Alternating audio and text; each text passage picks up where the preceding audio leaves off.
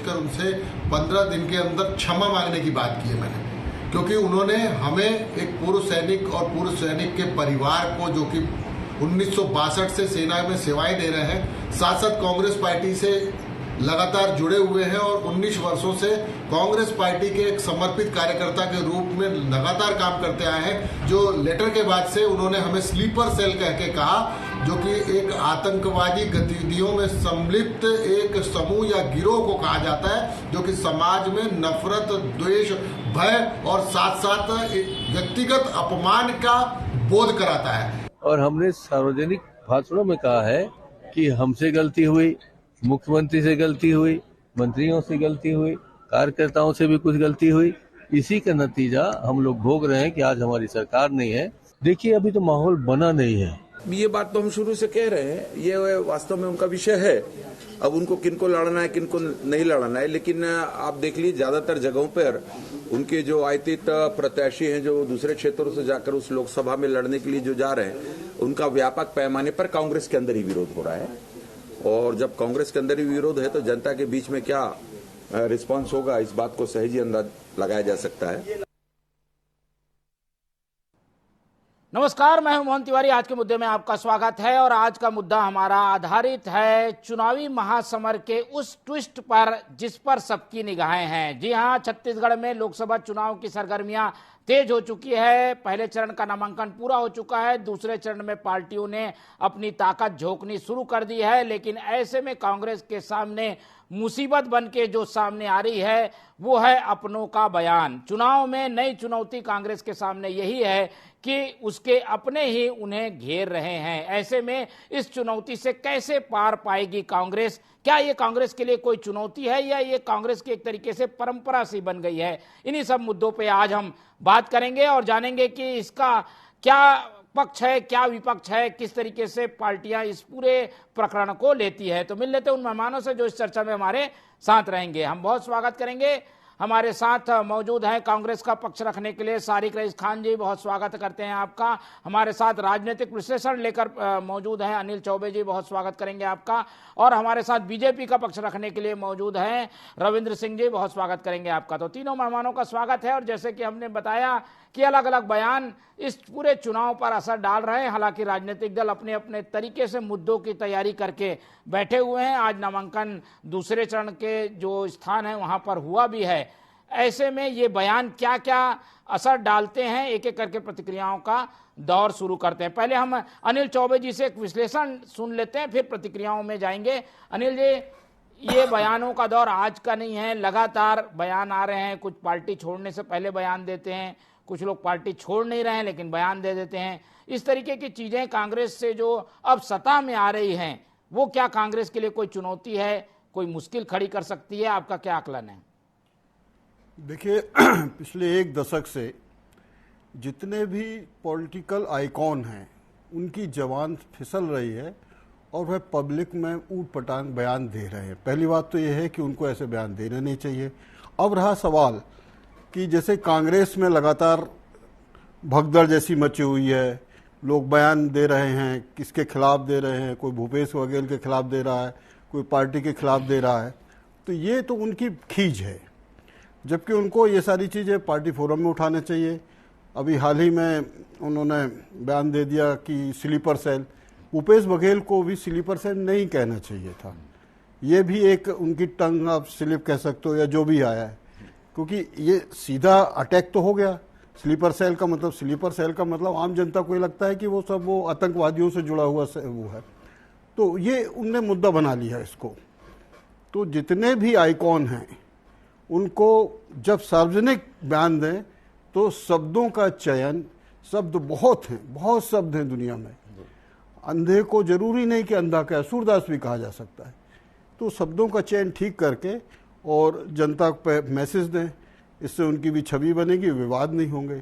अब विवाद तो ऐसा है कि विवाद का तो कोई अंत है ही नहीं। उन्होंने आज नोटिस दे दिया, कल उन्होंने वकील को दे देंगे, ये चलता रहेगा। लेकिन इससे क्या हो रहा है कि इससे वोटरों को कोई लेना देना नहीं, ये पार्टी के आपस में ही खींचातानी चलती रहेगी। वोटर तटस्थ है और वो मतदान करेगा, मन बना चुका है। इसका कोई खास असर नहीं होता, लेकिन राजनीतिक में बुलबुलों की तरह बयान आते हैं। मूल सार ये है कि शब्द संभालिए बोलिए, तो शब्दों को संभाल के बोलने की जरूरत बनी रहती है, लेकिन वो कुछ मर्यादा टूटी है तो बवाल भी हमें देखने को मिल रहा है। सारिक रईस खान जी की ओर रुख करते हैं। सारिक जी, आपकी पार्टी में जो बयान, जो लेटर, जो बातें आ रही हैं, वो एक चुनौती के रूप में पार्टी के सामने है। पार्टी इन्हें कैसे लेती है? क्या ऐसी चीजों को डैमेज कंट्रोल के रूप में कुछ आप लोगों को करने की जरूरत है, ऐसा मानते हैं आप? देखिए मोहन जी, इस तरह की स्थिति सभी बड़ी राजनीतिक पार्टियों में आते रहती है। कांग्रेस पार्टी हो या चाहे भारतीय जनता पार्टी चूंकि अभी केंद्र और राज्य दोनों जगह सत्तारूढ़ है, तो सत्तारूढ़ में पार्टियों में लोग जरा बोलने से, भारतीय जनता पार्टी के परिप्रेक्ष्य में कहूंगा तो वहां पे जो एक भय का वातावरण रहता है और एक जो बड़े लीडरशिप की जो वहां पे एक अधिनायकवाद टाइप से केंद्रीय स्तर से नेतृत्व चलता है, राज्यों के फैसले भी केंद्रीय स्तर पर लिए जा रहे हैं, तो वहां पर कम है। लेकिन उसके बाद भी भारतीय जनता पार्टी में आप देखेंगे तो हरियाणा के सांसद रहे, चाहे वो राजस्थान से सांसद रहे, या ऐसी आज भी एक बिहार से शायद किसी सांसद ने पार्टी को छोड़ा है और अपने नेतृत्व के बारे में, उनकी अक्षमता के बारे में या अपने असंतोष को जाहिर किया है। तो और खासकर चुनाव के समय इस तरह से असंतोष जाहिर होना किसी भी पार्टी के, चाहे वो कार्यकर्ता हो या बड़े नेता के द्वारा, ये एक आम बात है। ये कोई चुनौती की तरह नहीं है। कांग्रेस पार्टी,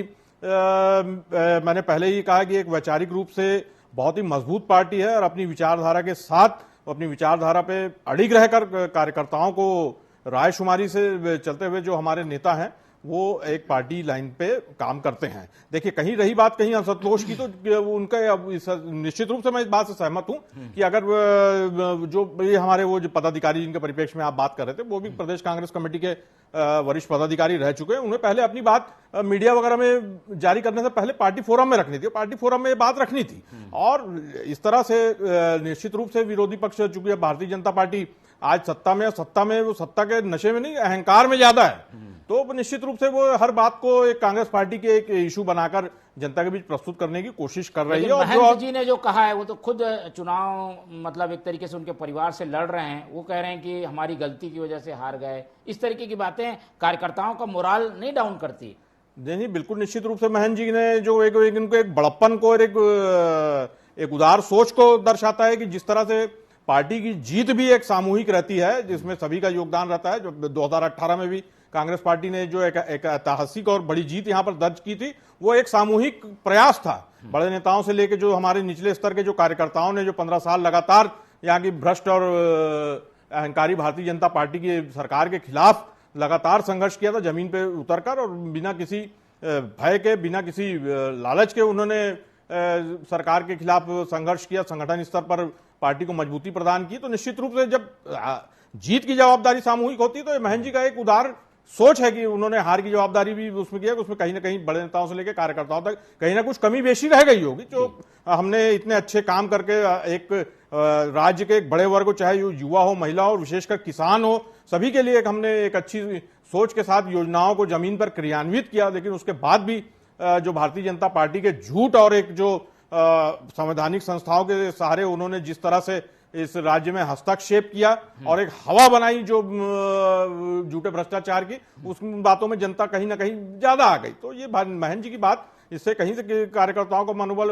हतोत्साहित नहीं होगा, बल्कि ये हमें प्रेरित करेगा कि जो कमी बेशी हमारी जो विधानसभा चुनाव में रह गई थी, आने वाले समय में हम और दुगने उत्साह के साथ अपनी उन कमियों को दूर करके भारतीय जनता पार्टी की जो ये झूठी सरकार है, जो एक अफवाह फैलाने वाली सरकार है, जो गैर जरूरी मुद्दों के आधार पर बुनियादी मुद्दों से हटकर चुनाव लड़ती है, उससे मुकाबला करने के लिए हमें जरूरत है। और राहुल गांधी जी ने जो न्याय योजनाएं समाज के सर्वहारा वर्ग के लिए केंद्र में कांग्रेस की सरकार बनने पर लागू करने की बात की है, उन बातों को हम जनता तक बेहतर ढंग से समझा सके, इस बात के लिए महंत जी की बातों से हमारी कांग्रेस पार्टी के कार्यकर्ता प्रोत्साहित हुए। चलिए, बयान आते हैं जाते हैं, उसका अपना अपना तरीका होता है देखने का, तो नजरिया भले अलग हो सकता है, इसे कांग्रेस कोई बड़ी बात नहीं मानती। बड़े कंफर्टेबल मोड में बैठे हुए हैं रविंद्र जी, आप लोगों के यहाँ तो कोई ऐसा बयान ही नहीं आ रहा है कि हम लोग उसको मुद्दा बनाएं, हम लोग कोशिश बहुत कर रहे हैं। आप लोग कैसे देखते हैं? आप लोग केवल कांग्रेस के घर में ही झांकेंगे कि आपके यहाँ भी कुछ है स्थिति जिसे सुधारने की जरूरत है? क्या है मोहन जी, भारतीय जनता पार्टी अपने कार्यकर्ताओं को देवतुल्य कार्यकर्ता कहता है और भूपेश बघेल अपने कार्यकर्ताओं को स्लीपर सेल कहता है। सोच का अंतर कितना है और उसके अर्थ कितने हैं आप इसी से समझ लीजिए। तो भारतीय जनता पार्टी इस तरह के इनके जो वो है विचार रख रहे हैं, उसको सीधी सी बात है इनकी हताश मानसिकता, इसकी निराश मानसिकता और पराजय के प्रतीक के रूप में दिखती। मुझे तो लगता है कि इस चुनाव में कांग्रेस कहीं पर भी नहीं है, प्रदेश में ही नहीं पूरे देश में कहीं नहीं। आज ही का उदाहरण बताता हूं मैं। भूपेश बघेल जी पूर्व मुख्यमंत्री रहे, आज जो नामांकन रैली भरे किए उन्होंने, 70% सीटें खाली थी, 70% सीट, और राजनांदगांव की जनता तो उनका इंतजार कर रही है। अब रही बात इनकी बयानबाजी का, खुद भूपेश बघेल जी का आप मुख्यमंत्री रहते आप बयानबाजी देखेंगे तो आज के दौर में शर्म आती कि मुख्यमंत्री ऐसा कहते थे क्या। इन्हीं के मतलब क्या कहते हैं जो कार्यक्रम करते थे जगह जगह जाके भेंट मुलाकात, एक लड़के को जो पीड़ित था अपनी पीड़ा रख रहा था, उसको भूपेश बघेल जी ने क्या कहा, ए लड़के कभी तेरे बाप ने माइक पकड़ के कुछ कहा है, कभी किसी मुख्यमंत्री से बात किया है तेरे बाप ने, किसी तेरी माँ ने, किसी तेरे चाचा ने। ये इस तरह की शब्दावली भूपेश बघेल जी की थी। जब देखो तब क्या बोलते थे, डॉक्टर रमन कौन है, कौन जानता है उनको, वही डॉक्टर रमन सिंह जी आज विधानसभा अध्यक्ष है। इतना घमंड और सत्ता का अहंकार भूपेश बघेल जी में था ना, वही दर्द आज क्या कहते चरणदास महतो जी को चल गए। उन्होंने साफ साफ कहा कि माहौल नहीं बन पा रहा है। क्यों नहीं बन पा रहा है? चाहे हम हार के लिए भूपेश बघेल जी जिम्मेदार हो, चाहे कुछ भी हो, तो इसमें ना बहुत अंदर तक उनकी अंतरात्मा तक दर्द छिपी हुई है। आज निकल के आ गया है कि इतने बड़े विधानसभा अध्यक्ष रहे, उन्होंने वो बोल रहा है माहौल नहीं बन पा रहा और कभी नहीं बन पाएगा। 11 की 11 सीट तो हारेंगे ही हारेंगे, छत्तीसगढ़ में तो छोड़िए, पूरे देश में कहीं माहौल नहीं है। राहुल गांधी को देख लीजिए, उनकी परंपरागत सीट थी, कहाँ अमेठी से लड़ते थे, वायनाड में जाके भाग गए, वापस आने का सोच भी नहीं पा रहे। तो माहौल क्यों बनेगा भैया? ये पूरे तरह भ्रष्टाचार की। और अभी सादिक जी को मैं सुन रहा था, कहाँ सत्ता का अहंकार, कहाँ, अरे बड़ी मुश्किल से तो 5 साल के लिए आप सत्ता पाए थे 15 साल बाद, और बड़ी आसानी से आप लोगों ने खो दिया सत्ता 5 साल बाद। हम फिर 15 साल तक रहेंगे क्योंकि हम लोग काम करने वाले लोग हैं। हमने महतारी वंदन नहीं, ये एक बात और कह रहे थे कि अपने कार्यकर्ताओं को आप दबा के रखते हैं, आप क्या कोई बोलने नहीं दिया जाता इसलिए बातें सामने नहीं आती, ऐसा कुछ है क्या? ये सादिक जी के निजी विचार हो सकते हैं, कांग्रेस की संस्कृति हो सकती है, कांग्रेस की परंपरा हो सकती है। एकदम सही कह रहे हैं, सत्ता में बैठे लोग कांग्रेस में बोलने से डरते हैं। भारतीय जनता पार्टी में कभी इस तरह का गुरेज नहीं रहा, हम खुल के बोलते हैं। और अब सत्ता से कांग्रेस चले गई तब बोल रहे हैं, उन्होंने स्वीकार कर लिया। सत्ता में जब रहते हैं तो बोलने से मना किया जाता है, वो उनका दर्द झलक गया। अब सत्ता से बाहर हुए हैं तो राजनांदगांव में सुरेंद्र दाऊ बोल रहे हैं कि अब भैया जिला पंचायत का चुनाव भी राजनांदगांव में बाहरी लोग को दे देना, और भूपेश बघेल जी आप चुनाव मत लड़ो, उनके अरुण सिंह सिसोदिया जी बोल रहे हैं क्योंकि सत्ता चली गई। अब बोल रहे हैं सब कोई, उस समय चलिए मैं सवाल ले लेता हूँ। सारिक जी, सत्ता जाते ही एक दबाव था, जो एक अनुशासन का बंधन था वो टूटा है, शायद इसलिए इस तरीके के बयान आ रहे हैं। हम तो आज केवल सिसोदिया जी के बयान नहीं, कई तरीके के नेताओं कार्यकर्ताओं के बयान आए हुए हैं। मैं रविंद्र सिंह जी, हमारे आदरणीय प्रवक्ता है भारतीय जनता पार्टी को, जरा सा पीछे ले जाऊंगा मैं। 2016 या 17 की बात थी, इनके मुख्यमंत्री जो अभी जिनके नाम के कसीदे गढ़ रहे थे, आदरणीय रमन सिंह जी, उन्होंने अभी वो गूगल खोल के देख भी ले, वो बयान दिया था कि भारतीय जनता पार्टी के नेता, जनप्रतिनिधि और कार्यकर्ता 40% 30% कमीशन खाना बंद कर दें तो हम आने वाले 10-20 साल चुनाव में अपने कार्यकर्ताओं को, इनके नेता कमीशन को बोलते हैं, ये क्या कार्यकर्ताओं को इज्जत की बात करते हैं। और पूरी दुनिया ने देखी कि इनके जो राष्ट्रीय अध्यक्ष उनको अमित शाह जी ने हाथ पकड़ के पीछे कर दिया जब वो प्रधानमंत्री के थोड़ा सा पीछे चलने की कोशिश कर रहे थे। तो ये क्या कार्यकर्ताओं को सम्मान देने की बात और देवतुल्य और ये बड़ी बड़ी बातें कर रहे हैं। और 11 सीट पे जीतेंगे और कांग्रेस खत्म हो, ये इनका एक अहंकार ही है। और कांग्रेस पार्टी हमेशा जनता के हितों के लिए संघर्ष किया है, किसी भी तरह के कोई निजी हितों के लिए संघर्ष नहीं किया। भारतीय जनता पार्टी का एक ही उद्देश्य रह गया है, येन केन प्रकरण, केवल और केवल सत्ता पाना ही उद्देश्य रह गया है। वैचारिक प्रतिबद्धता को उन्होंने अपने ताक पे रख दिया है। कोई भी दूसरी पार्टी के लोग आ रहे हैं, कोई भी जो भ्रष्टाचारी आ रहे हैं, उनको टिकट दिया जा रहा है। इनकी लिस्ट उठा के देखिए, इनकी लिस्ट उठा के देखे तो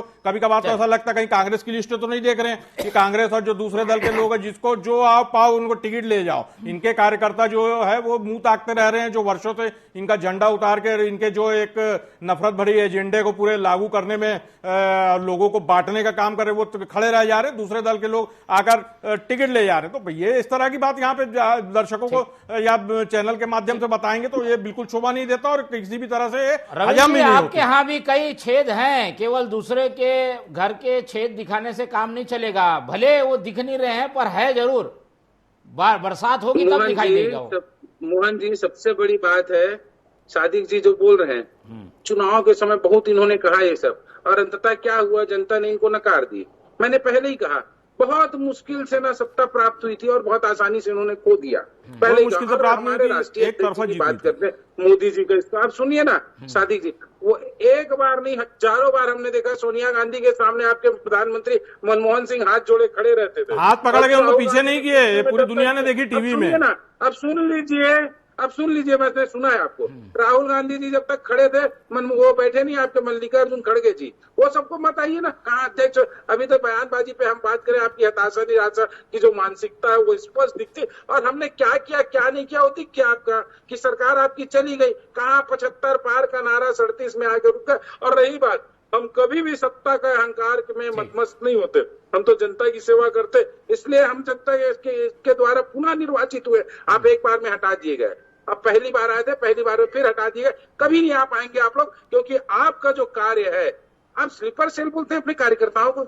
आप सरजू टेकाम जब वहां पर मानपुर में बोलता था, आज गिरफ्तार किए उसको, कि भारतीय जनता पार्टी का कोई भी कार्यकर्ता है उसका गला काट देना। चलिए छत्तीसगढ़ पे आएंगे, छत्तीसगढ़ पे केंद्रित होंगे, और कोई प्रकरण होगा तो वो भी हम अभी डिस्कस करेंगे। अनिल जी की ओर रुख कर लेते हैं। अनिल जी, क्या लोकसभा चुनाव में इस तरीके से, जी रविंद्र जी आऊंगा आपके पास, आऊंगा जी। अनिल जी, क्या इस तरीके के बयान कुछ मुसीबत बनते हैं, पैरों की बेड़िया बन जाते हैं, फाइटिंग हो रही है, दौड़ हो रही है, लेकिन अपने ही अगर टांग खींचते हैं तो थोड़ी कमजोरी महसूस होती है, तो क्या वो ऐसी स्थितियां हैं कांग्रेस भाजपा दोनों के नजरिए से, बताइए।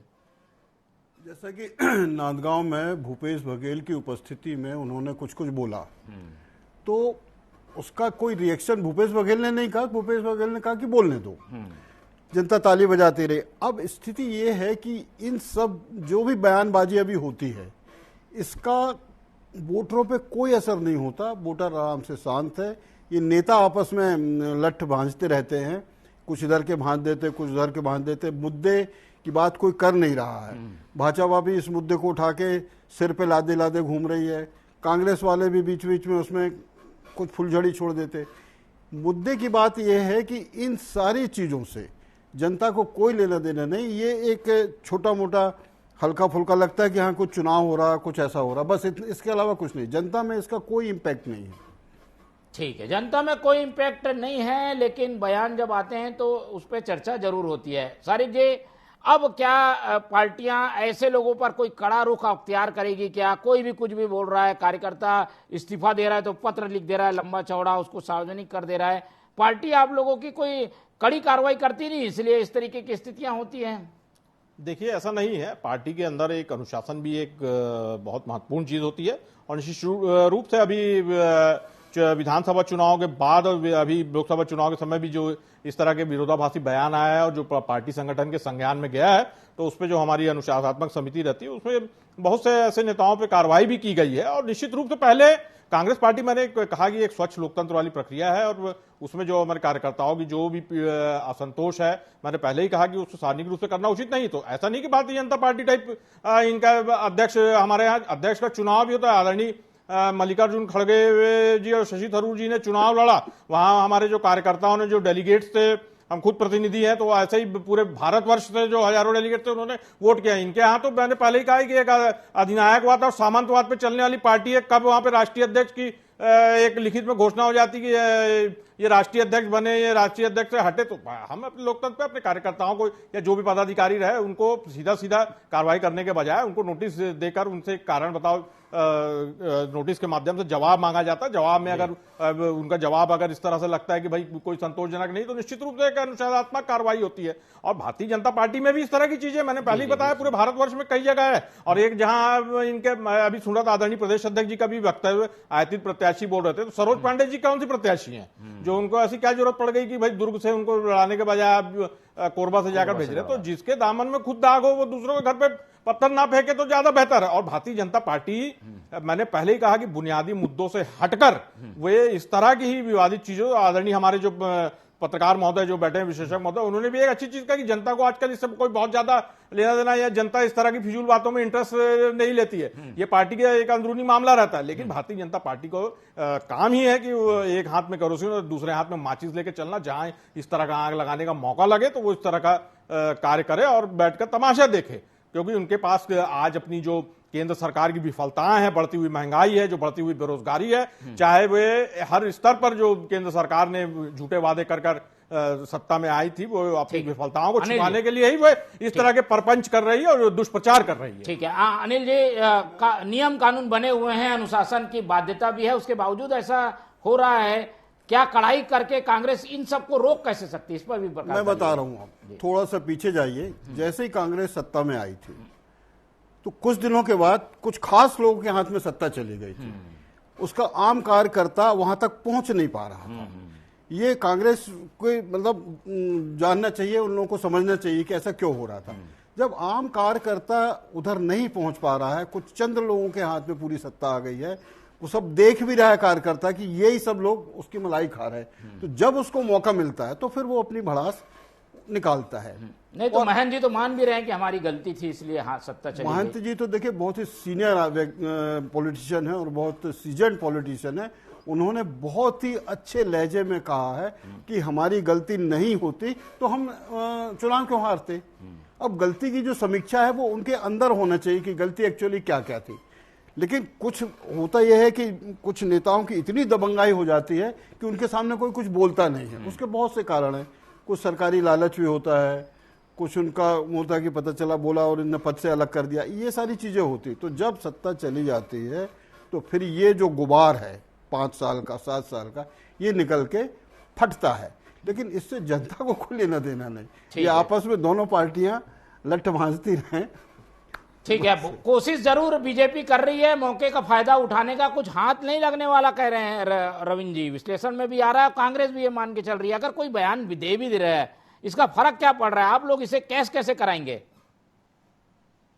हमारे हाथ में तो 11 की 11 सीट आ रही है, क्योंकि भारतीय जनता पार्टी ने केंद्र में जो कार्य किया है उससे पूरे देश की जनता क्या कहते हैं प्रभावित है, प्रशंसित होते रही है। तो 11 का 11 आ रहा है हमारे हाथ में। मतलब क्या कहते हैं, इस तरह की चीजों के लिए बहुत महत्व नहीं देंगे बहुत ज्यादा, और इससे कोई फर्क भी नहीं पड़ेगा। ये तो सबसे बड़ी बात है। अभी कांग्रेस के प्रवक्ता बोलते हैं कि हमारा आंतरिक मामला था। अरे भैया, जब सार्वजनिक बयानबाजी होता है तो आंतरिक मामला नहीं होता। बंद कमरे में कुछ बयानबाजी होता है वो आंतरिक मामला होता है। टीवी में चरणदास महंत जी बोल रहे हैं तो आंतरिक मामला नहीं, वो गद्दार है। और रही बात छलनी होके आप हम पे मतलब छेद की नाओगे तो सुन लो, कहाँ आप मल्लिकार्जुन खड़गे के अध्यक्ष की बात किए? आपके यहाँ राहुल गांधी, सोनिया गांधी, यही लोग तो अध्यक्ष बनते रहे। कहाँ लोकतंत्र की बात करते हो आप अपनी पार्टी में? आज का सबसे बड़ा मजाक तो यही है कि मतलब भारतीय जनता पार्टी में अध्यक्ष का चुनाव नहीं होता, हमारे निर्वाचन होता। ये पूरे सदी का सबसे बड़ा मजाक होगा। सादिक जी जरा देख लेना, राहुल गांधी की शादी हो जाती तो उसके बच्चे को अध्यक्ष बनाने की तैयारी हो जाती।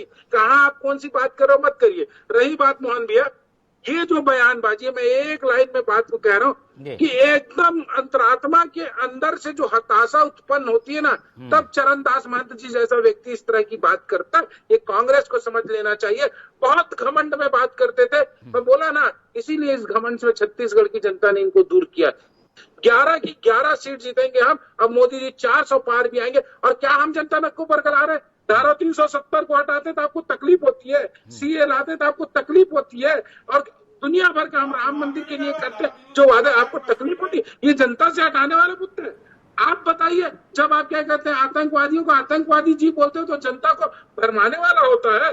हम काम जो कर रहे हैं, उज्ज्वला गैस में इतना सिलेंडर दिए, हमने पकाया किसान सम्मान में, मैं गिराने नहीं बैठ सकता उन चीजों को, वो सब कोई जानते हैं। सादिक जी, सबसे बड़ी बात है, आप लोग जो क्या कहते हैं एक विकृत मानसिकता को लेके इस देश में चल रहा हो ना, इसी के कांग्रेस का दूसरे मुद्दों पर लड़ा जा रहा है। इस तरीके के मुद्दे वो कैश नहीं करना चाहते, लेकिन कांग्रेस का एक की छवि बनती है, वो छवि बन रही है इस तरीके के बयानों से। सारिक जी, इसका क्या जवाब है? देखिए, मैंने पहले ही कहा कि ये पूरे अहंकार में है। थोड़ी देर बाद इनके मुंह से ये ना निकल जाए कि हम छत्तीसगढ़ में 12 सीट जीत जाए, एक ठोका एक इनकी हवाई कपोल कल्पित सीट बन जाए। और इनके प्रवक्ता से मैं ये पूछना चाहता हूं कि धारा 370 और सीए से छत्तीसगढ़ के आम जनता को, छत्तीसगढ़ के नौजवान को, छत्तीसगढ़ की महिलाओं को, छत्तीसगढ़ के किसानों को क्या फायदा हुआ, ये बताएं। भूपेश बघेल जी की और कांग्रेस सरकार ने जो किसानों को बोनस दिया उसकी नकल मार के उसके कारण इनको आज बोनस देना पड़ रहा है। पूरे अगर इनमें हिम्मत है तो भारतवर्ष में इस तरह का कार्य करके बताएं। मैंने पहले ही कहा कि ये एक सांप्रदायिक माहौल बनाकर ध्रुवीकरण करके ही राजनीति करना चाहते हैं। मेन मुद्दों पे आके महंगाई जो मोदी जी के राज में 2014 के बाद दिन दोगुनी रात चौगुनी हुई है, उससे पर्दा डालने का प्रयास कर रहे हैं। 2 करोड़ रोजगार देंगे, उस बातों से ध्यान हटाने का बात कर रहे हैं। समय लोगों की शादी है जो सोना उस समय 26,000 रुपए तोला था, आज इनके राज में 70,000 रुपए तोला हो गया है। आज लोगों को आज शादी करना मुद्दों पे भी मुश्किल हो रहा है। चर्चा होगी, लेकिन आज का विषय जो था उस पर हमने काफी हद तक बात कर ली है। अब देखना यह है कि इसका असर कितना होता है। आकलन सबका अपना अपना होता है, लेकिन अपनों का सितम अगर कहीं पड़ता है तो वो दिल है। दिल पे जरूर इस तरीके के बयान चुभते हैं, इन्हें रोकने की जरूरत बनी हुई है। फिलहाल समय हो गया है विदा लेने का, इसलिए इस पूरी चर्चा में हमारे साथ सारिक रईस खान जी जुड़े, उनका बहुत धन्यवाद। अनिल चौबे जी ने समय दिया, उनका धन्यवाद। रविंद्र सिंह जी हमारे साथ जुड़े रहे, उनका भी बहुत बहुत धन्यवाद। तो तीनों मेहमानों का धन्यवाद करते हुए आज की ये चर्चा यही खत्म करते हैं और आप लोग से रखते हैं उम्मीद कि आप लोग देखते रहिए TV 24। रखिए अपना बहुत ख्याल। नमस्कार।